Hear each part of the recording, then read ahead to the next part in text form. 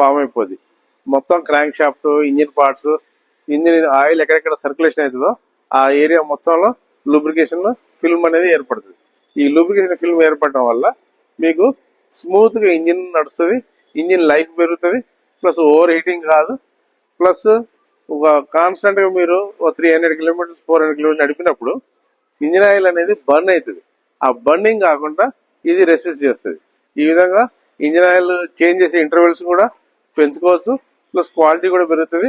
Total గా overall గా engine smooth ఉంటుంది, మీకు కూల్ గా నడుస్తూ ఉంటుంది.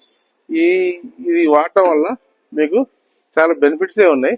మీరు సాధ్యమైనంత వరకు 2 టైమ్స్ కానీ 3 టైమ్స్ కానీ ఒకసారి ఇది వాడటానికి మీరు ప్రయత్నం చేస్తే మీ ఇంజిన్ కండిషన్ బాగుంటుంది, దాని సర్వీస్ బాగుంటుంది, మీకు ఇంజిన్ ఆయిల్ బర్నింగ్ కూడా కాకుండా ఉంటుంది, కార్బన్ డిపాజిట్ కాకుండా మీరు అవాయిడ్ చేసుకోవచ్చు. Thank you.